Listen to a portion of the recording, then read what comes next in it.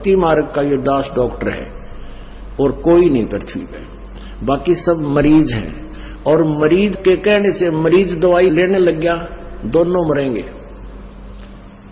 क्योंकि वो तीनों मरेगा, उसने दवाई गलत खा ली, उसको ऑपरेशन होगा, क्योंकि परमात्मा उससे नाराज होगा।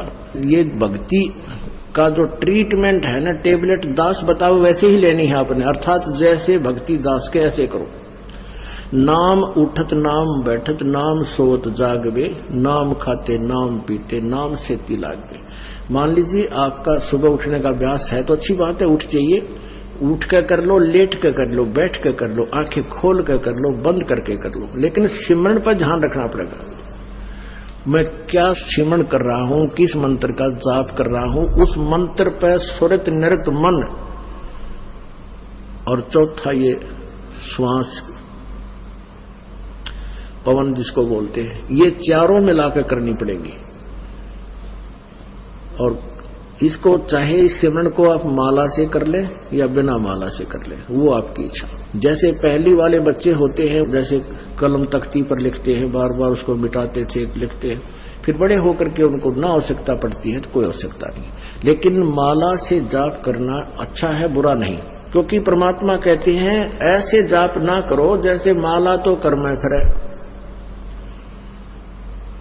और जीव फिरे मुख माही और मनवा तो 14 पर ये सुमरण नहीं। माला आपके हाथ में है, आप मणियां तो फेर रहे हो, मन का फेर रहे हो, और जीभ भी बोल रही है और मन उस पर लगा नहीं, तू बोल क्या रहा है, कहती ये सिमरण नहीं है। कर का मन का डार के मन का फेर, यानी केवल हाथ से मन का फेर रहा, इससे नहीं लाभ होगा। मन को इस श्वास के ऊपर लगा, यानी सांस का सिमरन करते हो तो आपको ये ज्ञान होना चाहिए मैं बोल के रहा हूं। जैसे सुमन करते हो, बाहर कौन सा मंत्र बोल रहे हैं, छोड़ रहा हूं, उसके ऊपर ध्यान हो, मैंने श्वास से क्या बोला। और जब पा जाप है, ये बोल के नहीं करना, यानी इसको सुरत और शब्द अभ्यास कहते हैं। सुरत और शब्द, शब्द तो ये मंत्र है, ये जैसे बाहर छोड़ा उस शब्द पर ध्यान लगावे, तो सुरत शब्द ये अभ्यास करे। सिमरन जब करे तो आपका नाम के ऊपर ध्यान हो, चित्त हो, तो वो सिमरन सही है।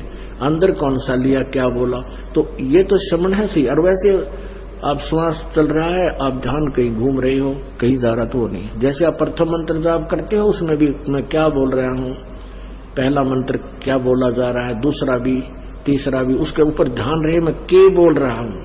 और रह रहकर ये भी कभी कभी याद आ जाए कि आपको ये पता हो कि ये प्रथम मंत्र किसका है, दूसरा किसका, तीसरा, चौथा, पांचवा, ये किस किस देव शक्तियों के हैं, ये भी आपको ध्यान में रह रहकर एक जीवन आ जाना चाहिए। अन्यथा जैसे बोल रहे हैं उस मंत्र पर अवश्य ध्यान रहे मैं बोल क्या रहा हूं। प्रथम मंत्र उच्चारण करके भी कर सकते हो, लेकिन ध्यान अवश्य रहे, मन मन में भी कर सकते हो।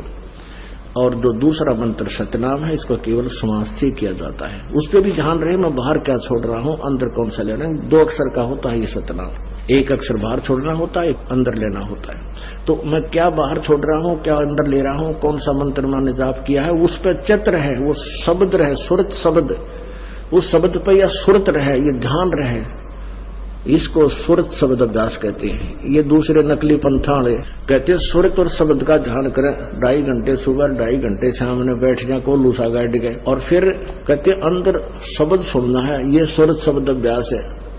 अरे झूठा ज्ञान ध्यान कहाँ ला रहे, तेरा ज्ञान ही व्यर्थ है, तुम ढूंढ कहाँ रहे हो, ये बाद में जा चतुराई।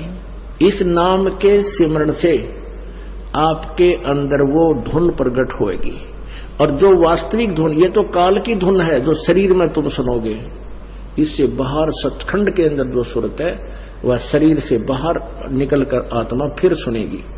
शरीर में रहते हुए आपका एकदम सूक्ष्म शरीर बाहर चढ़ेगा और फिर वो धुन सुनाई देगी। शरीर में रहते हुआ धुन परले पार वाली नहीं सुन सकते, ये मूर्ख बना रखा था हमारे को। सुरत शब्द अभ्यास का गाटा जोड़ रहे थे और सुरत का बेरा न शब्द का पता।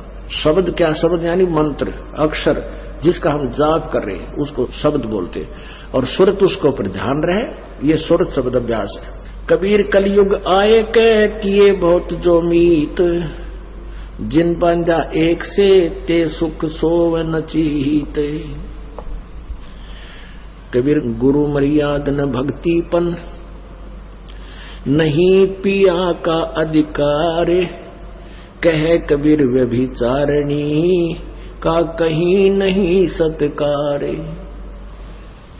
अब जैसे अभी आपको पता है कि वो दो निकम्मी आत्मा, एक ने कहा इसमें भगवान आता है, 10-20 भगत खराब हो गए थे, उनका पता लगा, उनको डांटा धमकाया निकम्मियों को कि तुम बर्बाद हो जाओगे, इसी ये दुष्ट करा कितने धक्के खाते आंडे। यहाँ पहले भी कबीर साहब की वाणी यही थी, गीता जी भी यही थी, वेद भी यही थे, किसी ने कह का भी नहीं पता था।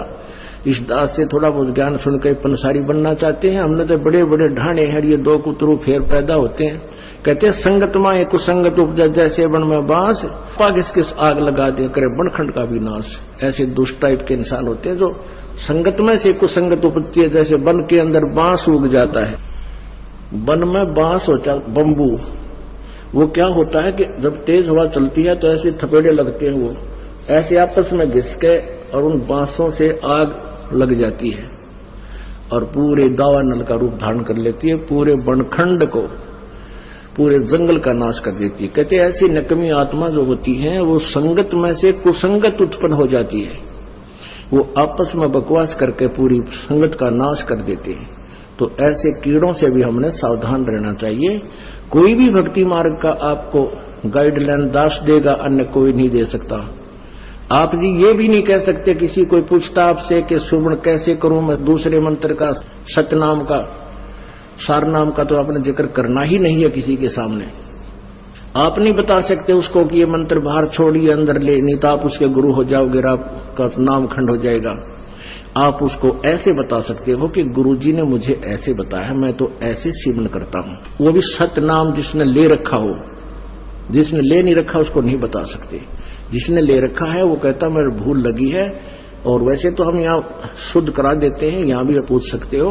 वैसे भी जिसने उपदेश ले रखा है, दूसरे ने भी ले रखा, सतनाम दोनों ने ले रखा है, उसको ये नहीं कह सकते आप कि ये पहला मंत्र ऐसे छोड़ दूसरा ऐसे ले, आपका नाम खंड हो जाएगा, क्योंकि आप उसके गुरु बन गए। आप उसको इतना कह सकते हो कि गुरु जी ने हमें ऐसे बताया है, ये मंत्र ऐसे छोड़ना है, ये ऐसे लेना है, वो समझ जाएगा दूसरा कि ऐसा मंत्र। और कोई सीधा बताता है तो ऐसे भक्ति कर, 2 घंटे 3 घंटे सुबह कर, फलाना कर, ये मंत्र ऐसे कर, वो तुम्हारा गुरु बन गया।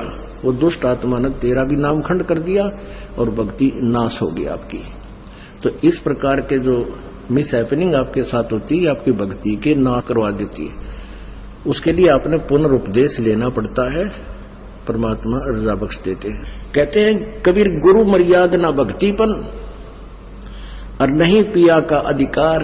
यानी जब दूसरे पर आस्था होगी तो आप अपने मालिक से ऑटोमेटिक कट गए, परमात्मा से।